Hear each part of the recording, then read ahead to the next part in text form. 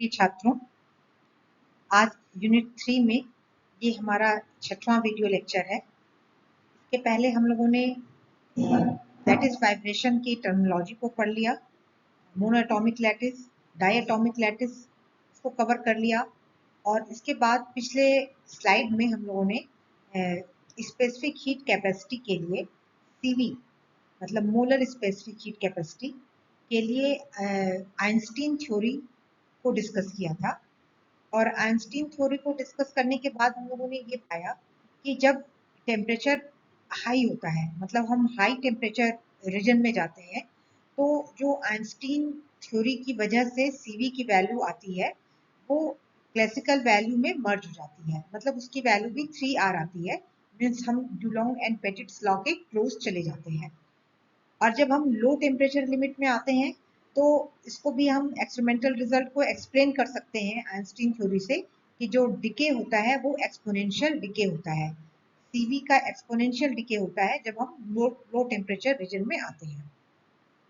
लेकिन एक्सपेरिमेंटली ये भी देखा गया है कि at low temperature CV is proportional to T cube.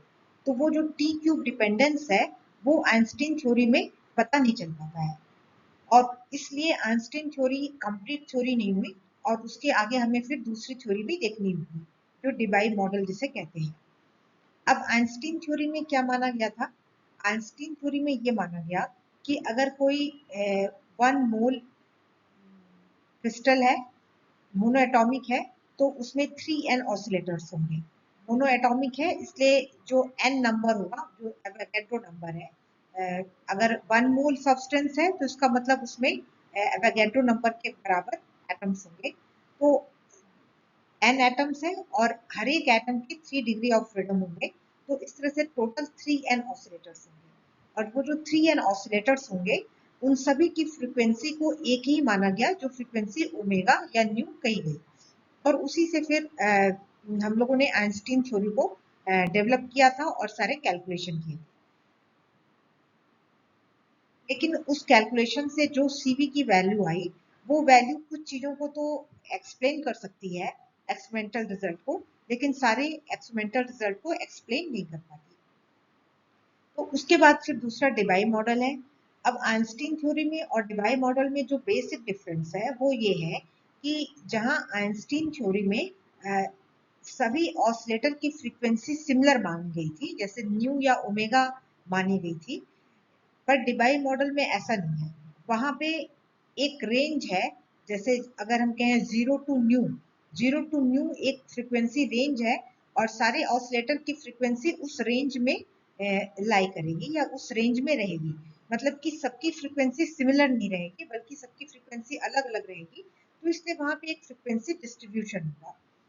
और जब फ्रीक्वेंसी डिस्ट्रीब्यूशन होगा तो हमें ये निकालना होगा कि फ्रीक्वेंसी डिस्ट्रीब्यूशन किस तरह का है, मतलब कितने ऑसिलेटर्स हैं उनकी फ्रीक्वेंसी न्यू 1 है, कितने ऑसिलेटर्स हैं उनकी फ्रीक्वेंसी न्यू 2 है, एंड सो ऑन।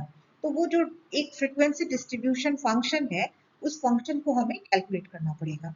तो उसी को हम यहाँ डेंसिटी ऑफ स्टेट से कह रहे हैं। डेंसिटी ऑफ स्टेट्स का मतलब हो गया number of modes of vibration with in the limit 0 to new. मतलब एक मैक्सिमम फ्रीक्वेंसी होती है जिसको हम कट ऑफ फ्रीक्वेंसी भी कहते हैं। और क्यों वो मैक्सिमम फ्रीक्वेंसी होती है उसको अभी हम लोग अगले स्लाइड में देखेंगे कि क्यों लैटिस वाइब्रेशन में एक मैक्सिमम फ्रीक्वेंसी डिफाइन की जाती है। तो अब हम आगे बढ़ते हैं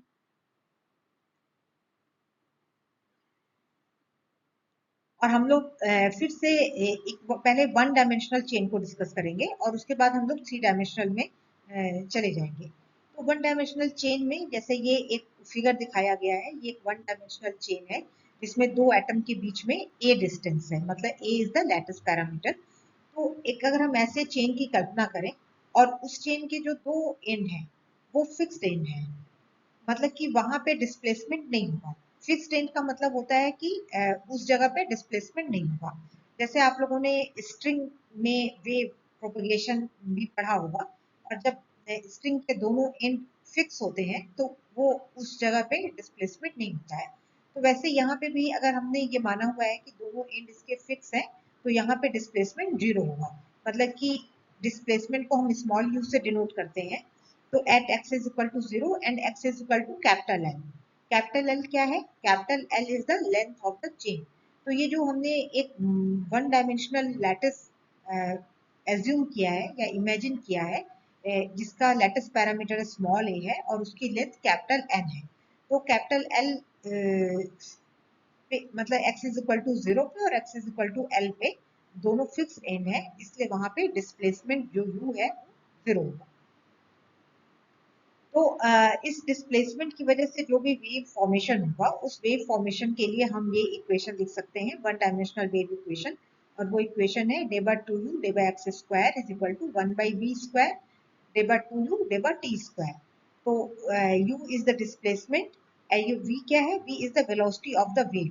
तो ये चूंकि वन डायमेंशनल चेन की हम ले रहे हैं, तो ये लॉन्गिट्यूडनल वेव है। लॉन्गिट्यूडनल वेव के लिए ये इक्वेशन लिखी गई है, d by 2u d by x square is equal to 1 by v square divided 2 divided t square, और v is the, ये जो v है ये velocity of the wave in the string are in the atomic chain। और इसमें boundary conditions क्या होंगी? Boundary conditions वही होंगी कि at x is equal to 0 and x is equal to capital N, means at both the ends the displacement u is equal to 0। तो इस equation की बाउंड्री कंडीशंस है u is equal to 0, at x is equal to 0 and at x is equal to n। अब ये जो figure दिखाया गया है, इसमें एक तो ये चेन दिखाई गई है, एटॉमिक चेन है, वन डायमेंशनल एटॉमिक चेन है, और फिर इस दूसरे फिगर में दिखाया गया है कि इसमें कई तरह के वेवलेंथ हो सकता है। तो जो अलग अलग वेवलेंथ की वेव्स होती है वही एक्चुअली मोड है। जैसे हम कहते हैं ना कि नंबर ऑफ मोड्स, तो नंबर ऑफ मोड्स मतलब क्या हो गया कि अलग अलग वेवलेंथ या अलग अलग फ्रीक्वेंसी की कितनी वेव्स हो सकती हैं। तो जैसे ये वाली वेव को अगर हम देखें तो ये मैक्सिमम वेवलेंथ है, जो कि इक्वल टू कैपिटल एन हो गया। तो ये मैक्सिमम वेवलेंथ हो गया, इसके करस्पॉन्डिंग कुछ फ्रीक्वेंसी होगी, तो ये एक मोड हो गया। फिर वैसे ही अगर हम ये दूसरा वेव देखें तो इस दूसरे वेव की वेवलेंथ कुछ और होगी, तो ये सेकेंड मोड हो गया। और इस फिगर में जो वेवलेंथ दिखाई गई है ये कोई और वेवलेंथ है, तो ये एक दूसरा ही मोड हो गया, मोड ऑफ वाइब्रेशन। तो इस फिगर में हमने तीन मोड ऑफ वाइब्रेशन दिखाए हुए हैं। एक मोड ऑफ वाइब्रेशन ये हो गया, दूसरा मोड ऑफ वाइब्रेशन ये है, और तीसरा मोड ऑफ वाइब्रेशन ये। तो इस तरह से आप सोच सकते हैं कि किसी लैटिस चेन में ढेर सारे मोड ऑफ वाइब्रेशन होते हैं, और हमें वही कैलकुलेट करना है कि what is the number of modes in the given frequency range 0 to new. अब ये जो वेवलेंथ है ये मिनिमम वेवलेंथ है, इससे छोटी वेवलेंथ नहीं संभव है, क्योंकि इस वेवलेंथ के लिए एक एक हर एक एटम से जो नियरेस्ट एटम है उनसे ये पास होते हुए जा रही है, और इसकी जो वेवलेंथ की वैल्यू क्या हुई 2a, 2a, a and a, 2a। तो एक एटम ये है, दूसरा एटम ये है, तीसरा एटम ये है, तो ये केवल तीन एटम को समेटे हुए ये सबसे छोटी वेवलेंथ है। तो किसी भी एटॉमिक लैटिस में जो सबसे छोटी वेवलेंथ होगी वो ये वेवलेंथ होगी, इससे छोटी वेवलेंथ पॉसिबल नहीं है। तो मिनिमम वेवलेंथ क्या हो गया? Lambda minimum is equal to 2a। तो हम लैम्डा मिनिमम को डिफाइन कर सकते हैं, lambda minimum is equal to 2a। हम लैम्डा मैक्सिमम को नहीं डिफाइन करते, क्योंकि हमें एक्चुअली नहीं पता होता है कि एग्जैक्टली कितनी लंबी चेन हो सकती है। जैसे मान लीजिए कोई क्रिस्टल है, उसका एक कोई टुकड़ा लिया गया, तो उसमें टोटल कितने नंबर ऑफ टाइम्स ये रिपीट हो रहा है वो एग्जैक्टली पता करना मुश्किल है। लेकिन ये पता करना आसान है कि लैटिस पैरामीटर क्या होता है, वो हमें क्रिस्टल स्ट्रक्चर से पता होता है कि लैटिस पैरामीटर क्या है। तो लैटिस पैरामीटर अगर ए है तो हम लैम्डा मिनिमम को डिफाइन कर सकते हैं कि वो 2a होगा। लेकिन अगर हम एक क्रिस्टल का टुकड़ा लेंगे तो वो उसकी एग्जैक्ट लेंथ कितनी आएगी इन terms of the lattice parameter वो बताना मुश्किल है। लेकिन लैटिस स्ट्रक्चर से हमें ए की वैल्यू पता होती है, इसलिए हम 2a को डिफाइन कर सकते हैं, या यूं कहें कि हम लैम्डा मिनिमम को डिफाइन कर सकते हैं। तो अब चूंकि लैम्डा मिनिमम हम डिफाइन कर सकते हैं, इसलिए हम मैक्सिमम फ्रीक्वेंसी डिफाइन कर सकते हैं। अगर वेवलेंथ मिनिमम होगी तो फ्रीक्वेंसी उसकी मैक्सिमम होगी। तो जो मैक्सिमम फ्रीक्वेंसी होगी उसी को हम कट ऑफ फ्रीक्वेंसी कहते हैं, या आगे चल के उसी को हम डिवाई फ्रीक्वेंसी भी न्यू डी से रिप्रेजेंट करते हैं, मतलब वो कट ऑफ फ्रीक्वेंसी है।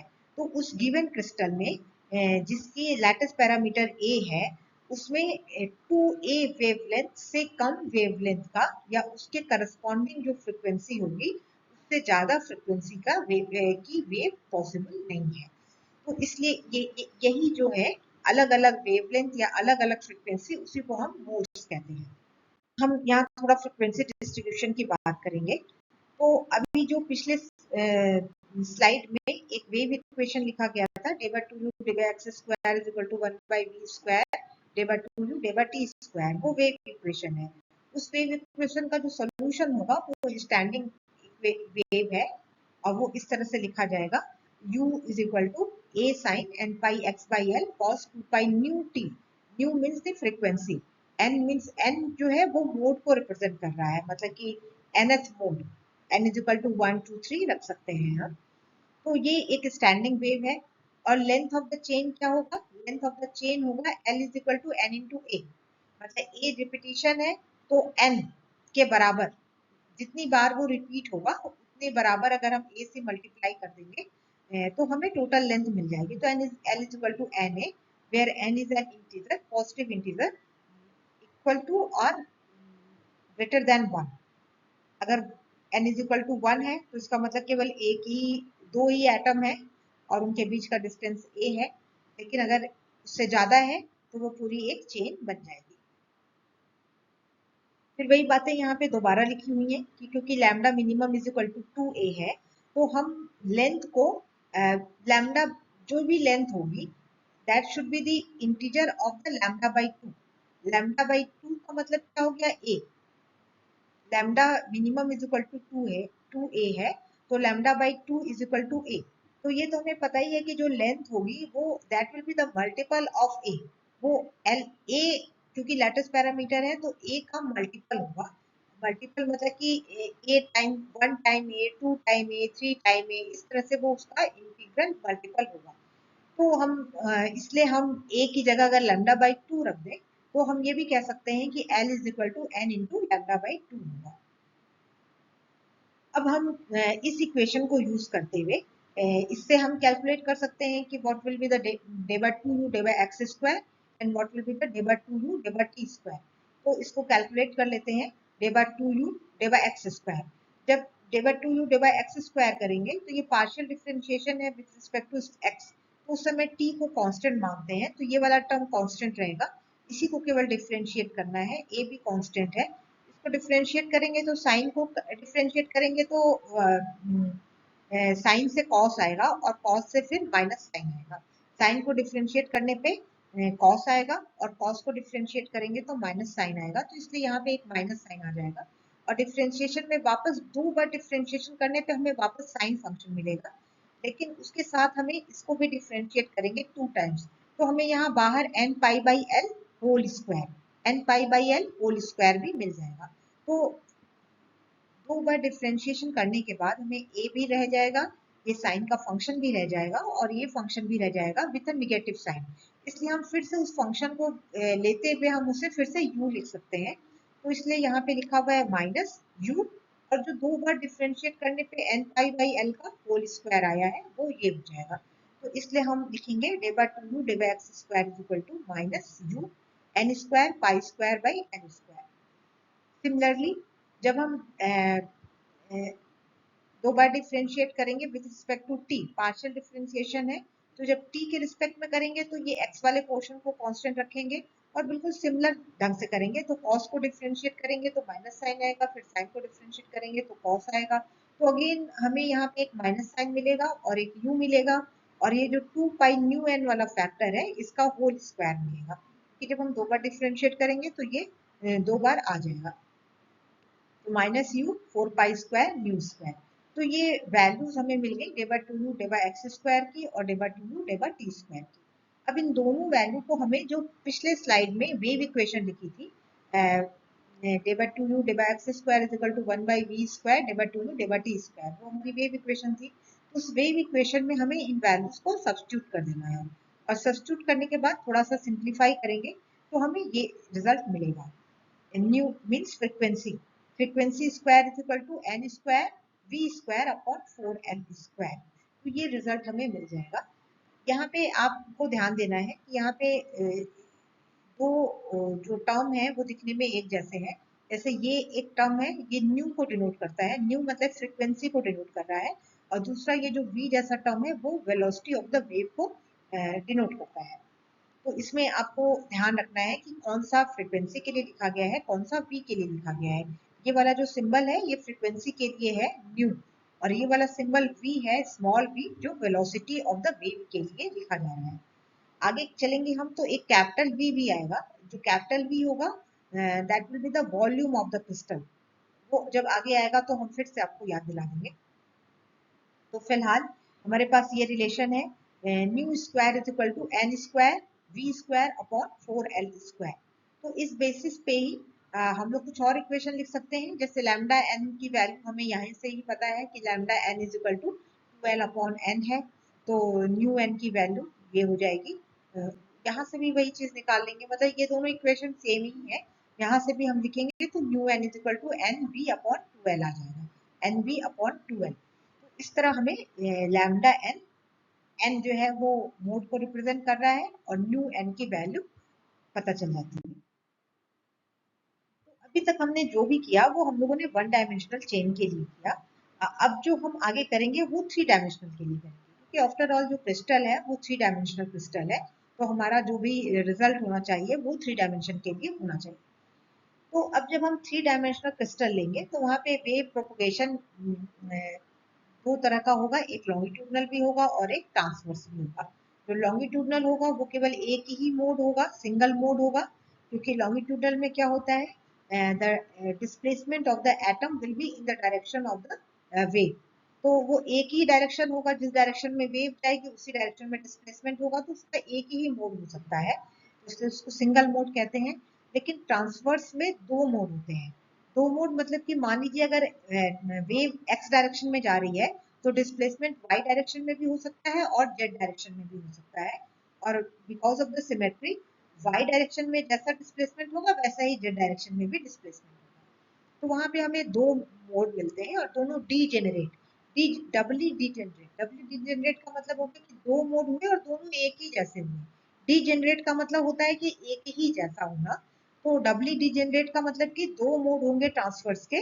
जैसे मैंने अभी आपको बताया कि अगर एक्स डायरेक्शन में वेव है तो डिस्प्लेसमेंट वाई डायरेक्शन में भी हो सकता है और जेड में भी हो सकता है। दोनों ही ट्रांसवर्स वेव कहलाएंगे और दोनों ही इक्वल होंगे, मतलब बाय द सिमेट्री, क्योंकि वाई और जेड डायरेक्शन एक ही जैसा डायरेक्शन है। तो इसलिए उनकी जो वैल्यूज आएंगी वो सेम वैल्यूज आएंगी, तो इसलिए उसको डबली डीजेनरेट मोड्स कहते हैं। तो अब हम जब थ्री डायमेंशन के लिए लिखेंगे तो जो वेव इक्वेशन हमने सिंगल डायमेंशन के लिए लिखा था वो हमने क्या लिखा था, डेबा टू यू डेबा x square is equal to 1/v square डेबा टू यू डेबा टी स्क्वायर। ये सिंगल मोड, सिंगल मतलब वन डायमेंशन के लिए लिखा था। थ्री डायमेंशन है तो थ्री डायमेंशन में जो जितनी भी इक्वेशंस आएंगी वो दो दो इक्वेशंस आएंगी, एक लॉन्गिट्यूडनल के लिए और दूसरे ट्रांसवर्स के लिए। दोनों लिखने में एक जैसी होंगी, लेकिन उसका जो नॉमिक्लेचर होगा या जो हम डिनोट करेंगे उसको हम लॉन्गिट्यूडनल और ट्रांसवर्स से डिनोट करेंगे। तो ये इक्वेशन लॉन्गिट्यूडनल के लिए है। तो अब चूंकि थ्री डायमेंशनल है तो इसलिए इसमें डेबा टू डेबा एक्स स्क्वायर प्लस डेबा टू डेबा वाई स्क्वायर प्लस डेबा टू डेबा जेड स्क्वायर आएगा, is equal to 1/v square डेबा टू यू डेबा टी स्क्वायर। अब आपको ये ध्यान रखना है कि जैसे यहाँ पे देखिए हर जगह U L U L U L लिखा हुआ है और यहाँ भी यू एल लिखा है, मतलब कि ये जो सारा डिस्प्लेसमेंट है वो लॉन्गिट्यूडनल वेव के लिए है, इसलिए लॉन्गिट्यूडनल के लिए जो सफिक्स रखा गया है वो एल हो गया। और यहाँ भी वी एल, क्योंकि जो वेव है वो लॉन्गिट्यूडनल वेव है इसलिए वी एल। और सिमिलर इक्वेशन जब हम ट्रांसवर्स के लिए लिखेंगे तो यहाँ पे हमने टी टी लिखा है, हर जगह टी होगा, सेम इक्वेशन होगी लेकिन हर जगह यहाँ पे टी होगा और जो वेलोसिटी होगी वो भी टी होगी। तो ये ट्रांसवर्स वेव के लिए हो गया। तो ये हमारा वेव इक्वेशन है for the three dimensional crystal. अब जो इसका सोल्यूशन होगा वो सोल्यूशन भी उसी फॉर्म का होगा, लेकिन उस फॉर्म में हमारे पास अब तीन फैक्टर आ जाएंगे, क्योंकि अब यहाँ पे nx जैसे x y z है तो वैसे ही nx जो भी तीन हो जाएगा, nx ny और nz तीन अलग अलग इंटीजर होंगे और वो तीनों इंटीजर की वैल्यू वन या वन से ज्यादा होगी। डिस्क्रीट वैल्यूज हैं वो वन होंगी या वन से ज्यादा होंगी। तो यहाँ पे अगेन देखिए यहाँ पे हमने यू एल लिखा हुआ है, यहाँ पे यू टी लिखा हुआ है, तो ये दो दो इक्वेशन हर जगह आएंगे। एक में एल लिखेंगे उसके सफिक्स में और दूसरे में टी लिखेंगे, मतलब एल का मतलब लॉन्गिट्यूडनल और टी का मतलब ट्रांसवर्स। तो यहाँ देखिए एल है, ये भी एल है, और वैसे यहाँ पे भी जो न्यू है वो भी एल है। इस तरह का इक्वेशन आ गया यहाँ पे। और जो दूसरा इक्वेशन है वो ट्रांसवर्स वेव के लिए है, उसमें हर जगह ये टी है और यहाँ भी टी है। तो सिमिलर इक्वेशन है जैसे कि हमने वन डायमेंशनल के लिए लिखा था, उसी तरह का इक्वेशन है, थ्री डायमेंशन में लिखा है, इसलिए यहाँ पे साइन के तीन फैक्टर्स आएंगे, एक्स वाई जेड तीनों डायरेक्शन। और ये जो ए एल और ए टी है वो कांस्टेंट है। अब आगे फिर हमें वही करना है कि इससे हमें डिफरेंशियल टर्म्स निकालने हैं, मतलब डेबा टू यू एल डेबा एक्स स्क्वायर, डेबा टू यू एल डेबा वाई स्क्वायर, डेबा टू यू एल डेबा जेड स्क्वायर एंड डेबा टू यू एल डेबा टी स्क्वायर। इस तरह के सारे टर्म हमें निकालने हैं, इसके लिए भी और इसके लिए भी। तो ये सारे टर्म हम कैलकुलेट करेंगे और फिर वापस हम उसे जो हमारी वेव इक्वेशन थी, डेबा टू यू डेबा एक्स स्क्वायर प्लस डेबा टू यू डेबा वाई स्क्वायर प्लस डेबा टू यू डेबा z square is equal to 1 by v square डेबा टू यू डेबा टी स्क्वायर, उस इक्वेशन में इसको हमें सब्स्टिट्यूट करना है। सब्स्टिट्यूट करने के बाद अगेन हमारे पास रिजल्ट आ जाएगा, और वो रिजल्ट इस तरह का आएगा कि v l square is equal to, sorry v नहीं, ये न्यू है, तो nu l square, nu means the frequency, तो frequency square is equal to, ये एल मल्टीप्लाइड नहीं है, ये इसका सफिक्स है, न्यू मीन्स फ्रीक्वेंसी, तो frequency square is equal to frequency velocity square upon 4l square n x square plus N Y square plus N Z square. और उसी तरह से टी के लिए, मतलब ट्रांसवर्स वेव के लिए भी frequency square is equal to velocity square upon 4l square into N x square plus N Y square plus N Z square. तो इस तरह के इक्वेशंस आ जाएंगे।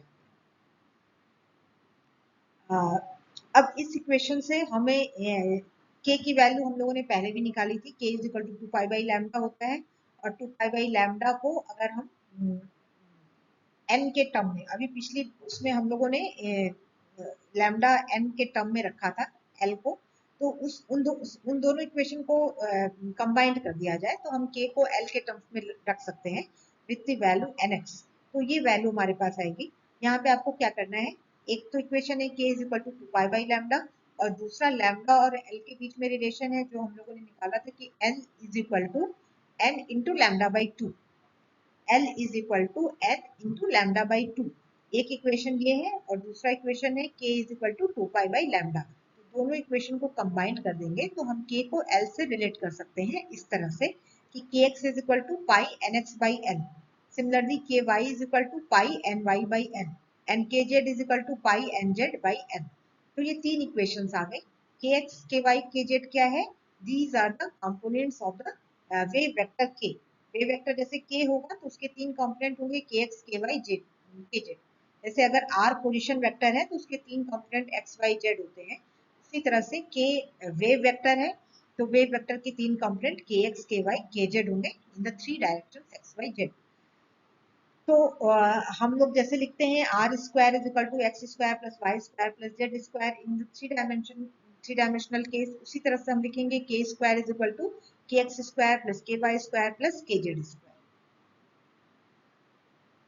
अब इस इक्वेशन को अगर हम यहाँ पे थोड़ा सा ये चीजें सब जैसे n x square plus N Y square plus N Z square है, इसको अगर हम रिप्लेस कर दें इससे के एक्स के वाई के जेड से, और फिर इनको हम के स्क्वायर लिख दें, तो इस इक्वेशन को हम ऐसा भी लिख सकते हैं कि b l is equal to nu l k upon 2 pi. ये इक्वेशन कहाँ से आया, ये इक्वेशन इस तरह आया कि इस इक्वेशन में जो n x square plus N Y square plus N Z square है, उसकी जगह हम एन एक्स की वैल्यू यहाँ से निकालेंगे, एन वाई की वैल्यू यहाँ से, और एन जेड की वैल्यू यहाँ से निकालेंगे। तो हम उससे के x square plus k y square plus k z square के टर्म में रखेंगे और एल कैंसिल हो जाएगा, तो वहां से फिर हमें ये रिलेशन मिल जाएगा कि एल न्यू एल मतलब कि frequency for the longitudinal wave is equal to velocity for the longitudinal wave k upon 2 pi. और उसी तरह से एक दूसरा इक्वेशन होगा ट्रांसवर्स वेव के लिए कि nu transverse is equal to velocity transverse k upon 2 pi. तो ये सारे रिलेशंस हैं, इनकी हमें आगे जरूरत पड़ेगी। अब हमारा ऑब्जेक्टिव क्या है, हमारा ऑब्जेक्टिव ये है to calculate the number of modes in the given frequency range. तो अब हम यहाँ पे ऐसा निकालेंगे कि allowed points in reciprocal space, वही नंबर ऑफ मोड्स हो जाएंगे allowed points in reciprocal space, कि रेसिप्रोकल स्पेस में कितने लैटिस पॉइंट आएंगे। तो उसके लिए हमें क्या करना है कि के वेव वेक्टर को लेते हुए रेडियस मांगते हुए एक स्फीयर ड्रॉ करेंगे, के रेडियस का एक स्फीयर ड्रॉ करेंगे, और उस स्फीयर का जो 1/8 हिस्सा होगा जिसको ऑक्टेंट कहते हैं। जैसे अगर हम 2 डायमेंशनल फिगर लेते हैं तो उसमें क्वाड्रेंट होता है, मतलब कि चौथा हिस्सा। जैसे अगर 2 डायमेंशनल होगा तो हम उसको 4 हिस्से में, मतलब अगर हम सर्किल ड्रॉ करें और सर्किल को हम 4 हिस्से में बांटे तो एक हिस्से को हम क्वाड्रेंट कहते हैं, मतलब 1/4 हिस्सा। वैसे अगर हम एक स्फीयर लेंगे उसको 8 भाग में बांटेंगे तो उसको हम ऑक्टेंट कहते हैं। तो उस ऑक्टेंट का वॉल्यूम क्या होगा, उस ऑक्टेंट का वॉल्यूम कैसे निकालेंगे, 1/8, क्योंकि 1/8 हिस्सा है, into the volume of the sphere in k space मतलब रेसिप्रोकल स्पेस, क्योंकि हमने के वेक्टर का स्फीयर खींचा हुआ है, के रेडियस का स्फीयर खींचा है। तो अगर रेडियस के है तो स्फीयर का वॉल्यूम क्या होगा, 4π/3 के क्यूब। तो इस वॉल्यूम का 1/8 हिस्सा करेंगे, 1/6 पाई के क्यूब आएगा। तो ये ऑक्टेंट का वॉल्यूम है, और उसमें कितने लैटिस पॉइंट होंगे, हमें ये निकालना है कि एक ऑक्टेंट में कितने लैटिस पॉइंट होंगे। तो एक लैटिस पॉइंट का कितना वॉल्यूम होगा। अब यहाँ से देखिए, जो मिनिमम के की वैल्यू कितनी होगी, मतलब एक लैटिस पॉइंट में के मिनिमम होगा। के मिनिमम का मतलब कि n इज इक्वल टू 1 रखते हैं अगर हम, तो मिनिमम के एक्स कितना होगा, π/l होगा। उसी तरह से मिनिमम के वाई कितना होगा, π/l होगा, और मिनिमम के जेड कितना होगा, π/l। मतलब जब हम n x n y n z को 1 1 1 रखेंगे तो हमें सबसे छोटी यूनिट मिलेगी जो लैटिस पॉइंट को डिनोट करेगी। तो तो एक लैटिस पॉइंट जो 3 डायमेंशन में होगा उसका वॉल्यूम कितना हो गया, π/l into π/l into π/l, मतलब के एक्स इंटू के एक्स इंटू के एक्स इंटू के वाई इंटू के जेड, जो मिनिमम वॉल्यूम होगा के एक्स के वाई के जेड। तो वो कितना हो गया, π/l होल क्यूब हो गया। और हमें क्या निकालना है, हमें निकालना है number of the lattice point in the octant. तो हमें टोटल ऑक्टेंट का वॉल्यूम पता है और हमें एक लैटिस पॉइंट का वॉल्यूम पता है। तो कितने लैटिस पॉइंट हो जाएंगे, the volume of the octant divided by the volume of the one lattice point. इसका मतलब कि हम ये जो वॉल्यूम आया ऑक्टेंट का वॉल्यूम, उसको डिवाइड कर देंगे एक लैटिस पॉइंट के वॉल्यूम से।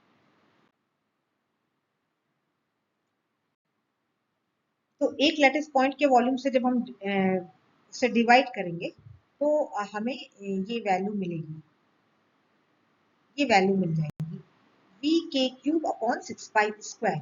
यहाँ पे कैपिटल वी क्या है, capital V is the L cube, क्योंकि वहां पे π/l क्यूब था। तो जो एल क्यूब है, एल क्यूब मतलब कि length into length into length, तो ये क्यूबिक क्रिस्टल हुआ, तो क्यूबिक क्रिस्टल में length into length into length, L cube मतलब वॉल्यूम हो गया, तो इसलिए उसको यहाँ पे कैपिटल वी से लिखा गया है। तो कैपिटल वी के क्यूब अपॉन 6π², ये हो गया total number of lattice points in the octant. अब हमने अभी पिछले स्लाइड में ये कैलकुलेट किया था कि nu l is equal to, nu l means frequency is equal to v l velocity k upon 2π। इसी तरह से nu t is equal to velocity t k upon 2π। तो इसको, इसमें देखिए न्यू एल और न्यू टी है और के दोनों में सेम है। इसको अगर हम थोड़ा दूसरे ढंग से लिखें, मतलब कि हम न्यू को सेम ले लें, फ्रीक्वेंसी सेम है लेकिन के एल और के टी का मोड अलग अलग है, तो हम फिर इसको के को के एल और के टी की तरह डिफाइन करेंगे और न्यू को सेम रखेंगे। यहाँ पे उल्टा है, यहाँ पे हमने के को सेम रखा है और उसके करस्पॉन्डिंग फ्रीक्वेंसी को लॉन्गिट्यूडनल और ट्रांसवर्स लिया है। यहाँ पे उल्टा है, यहाँ पे फ्रीक्वेंसी को सेम रखा गया है, मतलब for the same frequency what will be the k in the longitudinal mode and what will be the k in the transverse mode. इसका मतलब ये हुआ कि सेम फ्रीक्वेंसी के लिए लॉन्गिट्यूडनल वेव में के की वैल्यू क्या होगी और उसी फ्रीक्वेंसी के लिए ट्रांसवर्स वेव में के की वैल्यू क्या होगी। और यहाँ पे क्या बता रहे हैं, यहाँ पे ये बता रहे हैं कि for the same value of के लॉन्गिट्यूडनल वेव की फ्रीक्वेंसी क्या होगी और ट्रांसवर्स वेव की फ्रीक्वेंसी क्या होगी। तो ये दोनों इक्वेशन है जो थोड़े अलग अलग ढंग से लिखे गए हैं। तो ये जो वैल्यू आई यहाँ पे कि number of lattice point in the given octant for के, एक जनरल लिखा गया है। अगर हम उसी को के टी के लिए, मतलब के लॉन्गिट्यूडनल के लिए लिखें तो हम के की लॉन्गिट्यूडनल वाली वैल्यू रख देंगे यहाँ पे। तो ये देखिए v हो गया v अपॉन 6π² एंड के क्यूब, तो के क्यूब की जगह हम क्या लिखेंगे, के एल क्यूब, मतलब 2 pi nu upon v l whole cube. और अगर ट्रांसवर्स के लिए लिखना है तो हम लिखेंगे v अपॉन 6 पाई स्क्वायर, और यहाँ पे हम ट्रांसवर्स वाली वैल्यू रख देंगे के टी की ट्रांसवर्स वाली वैल्यू, जो हो जाएगा 2 pi nu upon velocity T. यहाँ दोनों में देखिए न्यू सेम ही है, मतलब फ्रीक्वेंसी सेम है, लेकिन वेलोसिटी एल और वेलोसिटी टी है। अब इस स्लाइड में आप देखेंगे कि 3 तरह के सिंबल हैं जो लगभग एक जैसे हैं। एक तो ये वेलोसिटी है v, सॉरी वॉल्यूम है v, वॉल्यूम का मतलब हो गया एल क्यूब, इसको कैपिटल V से डिनोट किया गया है, ये वॉल्यूम है एल क्यूब, क्यूबिक क्रिस्टल है। और दूसरा सिंबल ये है न्यू, न्यू मीन्स फ्रीक्वेंसी हुआ। और ये तीसरा सिंबल है स्मॉल v, स्मॉल v का मतलब हो गया वेलोसिटी ऑफ द वेव। तो total number of lattice points in the octet with the radii k1 and kl and kt, ये हम लोगों ने निकाल दिया यहाँ पे कि नंबर ऑफ लैटिस पॉइंट क्या होंगे अगर kl का रेडियस हो और अगर kt का रेडियस हो, तो ये नंबर ऑफ लैटिस पॉइंट होंगे। तो टोटल लैटिस पॉइंट कितने हो जाएंगे फॉर बोथ द मोड, मतलब कि लॉन्गिट्यूडनल मोड भी और ट्रांसवर्स मोड भी, अगर हम दोनों मोड को लें तो टोटल कितने मोड होंगे। तो जितने जो number of lattice point in the k space है वही जो है number of modes of the frequency है। तो number of modes G nu, G nu क्या हो गया, G nu is the number of modes within the frequency range 0 to nu। nu क्या है, nu is the maximum frequency, जिसको हम define करेंगे आगे चल के, मतलब कि 0 to nu के बीच में कितने नंबर ऑफ मोड्स होंगे, वो उतने ही होंगे जितने की लैटिस पॉइंट है। और हम दोनों लैटिस पॉइंट को जोड़ देंगे, मतलब कि लॉन्गिट्यूडनल वेव के लिए और ट्रांसवर्स वेव के लिए जो लैटिस पॉइंट है उनको हम जोड़ देंगे। तो ये आ जाएगा G nu is equal to इनको इसको और इसको हमें सम कर देना है। तो सम करने के लिए देखिए एक तो आएगा v upon 6 pi square, v upon 6 pi square common हो गया, यहाँ भी है और यहाँ भी है। दूसरा इसको जब हम ओपन करेंगे तो ये क्यूब है, तो 2 टू जा 2, 2 टू जा 4, 2 जा 8, 8 पाई क्यूब, 8 पाई क्यूब आएगा, वो भी कॉमन है क्योंकि 2 पाई यहाँ भी है 2 पाई यहाँ भी है, तो इसलिए 8 पाई क्यूब आ जाएगा। लेकिन फिर यहाँ पे आएगा 1 upon v l whole cube, और यहाँ से आ जाएगा 2 upon v t whole cube. और ये जो फ्रिक्वेंसी न्यू है वो भी फिर कॉमन है क्योंकि दोनों में ही न्यू न्यू कॉमन है, तो उसको भी हम कॉमन ले लेंगे। अब यहाँ देखिए 1 है और यहाँ पे 2 है, ऐसा इसलिए है क्योंकि अभी हमने आपको पहले भी बताया था कि जो लॉन्गिट्यूडनल वेव होता है उसका केवल एक ही मोड होता है, लेकिन ट्रांसवर्स के 2 मोड होते हैं, इसलिए यहाँ पे 2 अपॉन लिखा गया है और यहाँ पे 1 अपॉन लिखा गया है। और दोनों क्योंकि मतलब एक बार 1 अपॉन वी टी क्यूब लिखना है plus 1 upon v t cube, क्योंकि दोनों जो ट्रांसवर्स मोड है वो डीजेनरेट है, डीजेनरेट का मतलब कि वो एक ही जैसे हैं, इसलिए दोनों का सम हो जाएगा और ये 2 अपॉन वी टी क्यूब आ जाएगा। तो अब ये जो जी न्यू है यही हमें कैलकुलेट करना था। इस आज के पूरे लेक्चर का जो हमारा उद्देश्य था या जो ऑब्जेक्टिव था वो यही था कि to calculate the number of modes in the given frequency range 0 to nu. तो वो हमने यहाँ कैलकुलेट कर दिया कि g nu is equal to 8 pi cube v upon 6 pi square and with in bracket 1 upon v l cube plus 2 upon v t cube and then outside nu cube, nu cube means frequency. अब ये भी थोड़ा simplify हो जाएगा, ये cancel हो जाएगा, तो यहाँ पे आ जाएगा 4 पाई, पाई स्क्वायर पाई क्यूब भी सिंप्लीफाई होगा, तो ये आ जाएगा 4 पाई v अपॉन 3, 4 पाई v अपॉन 3 करके आ जाएगा। तो ये हो गया जी न्यू।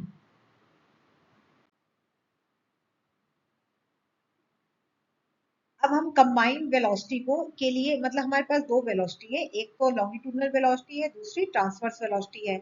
तो इन दोनों वेलोसिटी को कंबाइन करते हुए एक मीन वेलोसिटी भी डिफाइन की जाती है और उसको इस तरह डिफाइन करते हैं कि 3 upon nu cube, sorry v cube, 3 upon v cube, v means velocity, mean velocity is equal to 1 upon v l cube plus 2 upon v t cube. V t मतलब ट्रांसवर्स हो गया, वी एल का मतलब हो गया longitudinal, तो हम इस तरह से भी डिफाइन करते हैं। तो अगर हम जो इसके पहले ये जी न्यू की जो इक्वेशन लिखी थी वो हमने आपको बताया था 4 पाई बी अपॉन 3 आएगा, तो उसको अगर हम यहाँ पे कंबाइन कर दें तो इस जो पिछले में ये वाला ब्रैकेट था उसकी जगह पे हम यहाँ मीन वेलोसिटी भी लिख सकते हैं, तो हमें ये कंडीशन मिल जाएगी। अब ये देखिए जो इक्वेशन है वो क्या रिप्रेजेंट कर रहा है, ये रिप्रेजेंट कर रहा है number of modes with in the frequency range 0 to new, number of modes with in the frequency range 0 to new.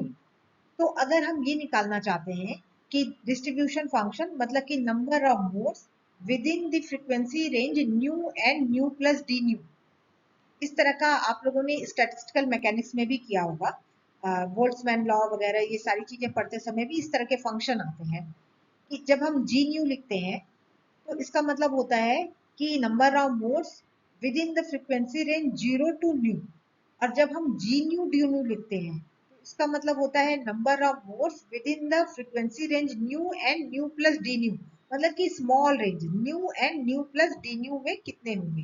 तो उसको निकालने के लिए इसे हम डिफ्रेंशिएट कर देते हैं। जब इसको डिफ्रेंशिएट करेंगे तो ये जी न्यू डी न्यू लिख देंगे यहाँ पे जी न्यू डी न्यू, और इसको न्यू क्यूब है तो इसको बाकी चीजें तो कांस्टेंट है, कांस्टेंट का मतलब कि वो फ्रीक्वेंसी पे डिपेंडेंट नहीं है, लेकिन न्यू क्यूब को जब डिफ्रेंशिएट करेंगे तो 3 न्यू स्क्वायर डी न्यू आएगा। तो वो जो 3 है ये 4 से मल्टीप्लाई होकर के 12 pi v upon v cube into nu square d nu आ जाएगा। तो ये फ्रीक्वेंसी डिस्ट्रीब्यूशन को रिप्रेजेंट करता है, और क्या रिप्रेजेंट करता है, ये रिप्रेजेंट करता है कि number of modes in the frequency range nu and nu plus d nu.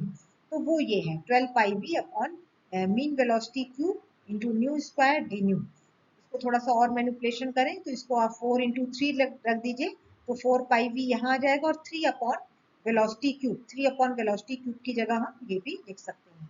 तो ये भी एक इक्वेशन हो गया, और यही इक्वेशन हमें चाहिए था, इसी इक्वेशन की हम लोग यहाँ पे बात कर रहे थे।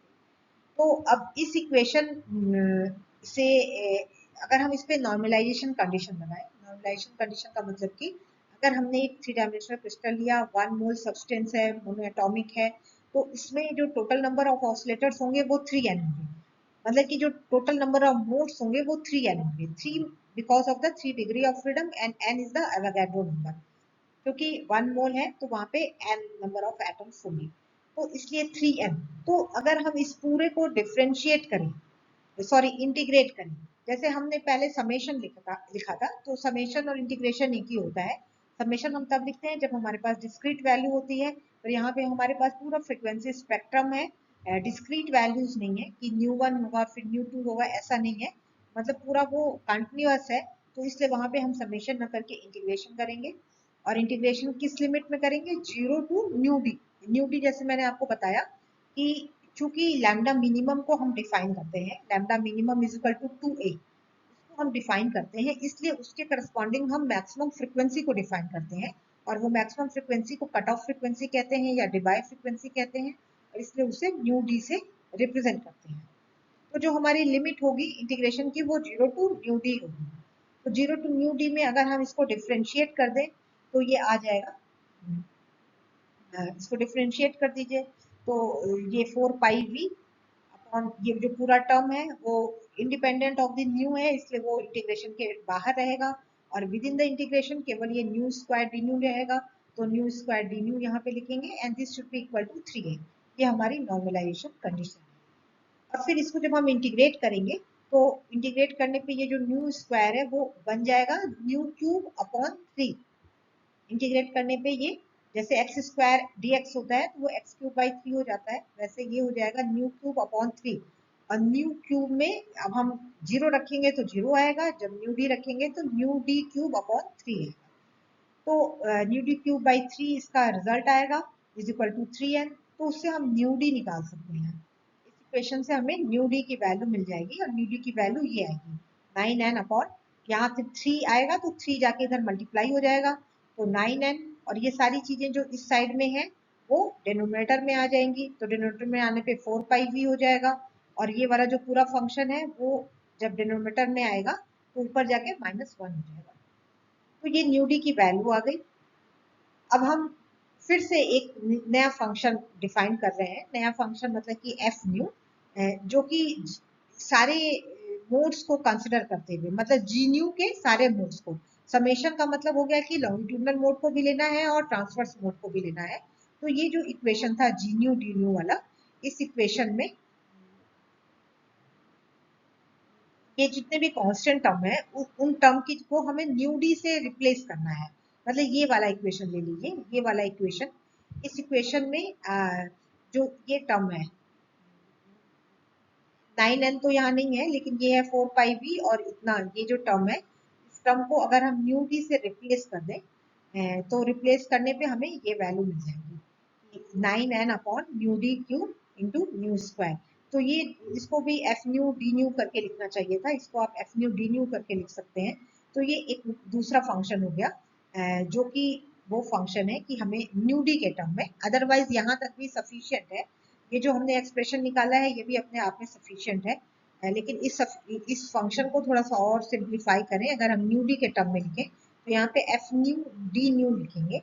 F nu d nu is equal to summation over all the modes, मतलब लॉन्गिट्यूडनल एंड ट्रांसवर्स मोड, और in terms of the d ये आ जाएगा 9n upon nu d to nu square, जहाँ पे न्यू डी हो गया कट ऑफ फ्रीक्वेंसी या डिबाई फ्रीक्वेंसी हो गया, न्यू जो है एक जनरल फ्रीक्वेंसी हो गई।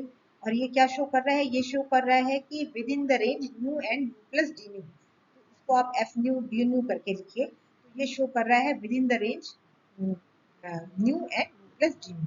अगर ये नहीं भी करते हैं तो यहाँ तक जो हमारा रिजल्ट आया है ये रिजल्ट भी अपने आप में सफिशियंट है, और इस रिजल्ट से भी हम आगे कैलकुलेशन कर सकते हैं। तो ये हम लोगों ने आज के लेक्चर में केवल density of states, density of states मतलब कि number of modes in a given frequency range nu and nu plus d new, वो क्या होगा उसी को हम डेंसिटी ऑफ स्टेट्स कहते हैं, या नंबर ऑफ मोड्स कह सकते हैं, या फ्रीक्वेंसी स्पेक्ट्रम कह सकते हैं, जो भी कहना हो। वो जो भी फंक्शन है वो यही फंक्शन है जी न्यू डी न्यू। और इस जी न्यू डी न्यू फंक्शन से फिर हम आगे जब डिबाई मॉडल में जाएंगे नेक्स्ट लेक्चर में, तो हम इस फंक्शन को रखेंगे। थोड़ा सा अगर आप रिकॉल करें तो आइंस्टीन मॉडल में हमने क्या किया था, सबसे पहले हमें सीवी कैलकुलेट करना था। सीवी का मतलब होता है D you by D T, you is the internal energy, D you by D T at constant volume. तो इंटरनल एनर्जी मतलब कि हमें एवरेज एनर्जी हमने पहले कैलकुलेट की थी, और एवरेज एनर्जी कैसे कैलकुलेट की थी कि number of oscillators multiplied by the, मतलब summation over the number n1 e1 plus n2 e2 and so on, and then divided by n1 plus n2।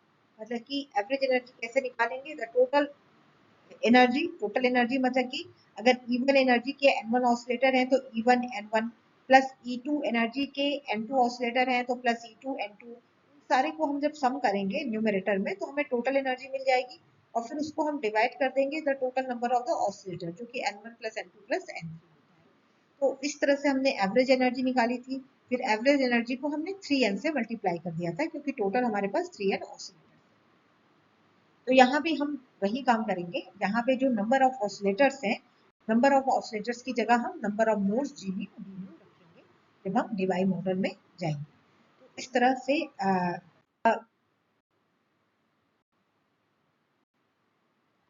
आज का लेक्चर यहीं पे अब पूरा हो जाता है, क्योंकि इस लेक्चर में हमें केवल डेंसिटी ऑफ स्टेट कैलकुलेट करना था, और जो हमारा नेक्स्ट लेक्चर होगा, जो इस यूनिट का अंतिम लेक्चर होगा, उसमें हम लोग डिबाई मॉडल से सीवी की value, specific molar specific heat capacity की वैल्यू निकालेंगे, और फिर उसे शो करेंगे कि अगर हम हाई टेम्परेचर रेंज में जाते हैं तो it will merge to the classical limit or the DeLong and Petit's law, CV will become equal to 3R। और अगर हम लो टेम्परेचर रेंज में आते हैं तो वो एक्सपोनेंशियली डिक्रीज करेगा, और फिर लो टेम्परेचर में CV will be proportional to T cube, जिसको हम डिवाइड T क्यूब लॉ भी कहते हैं। तो वो हम फिर इसमें डिस्कस करेंगे। तो आज का लेक्चर यहीं पे समाप्त होता है। Thank you.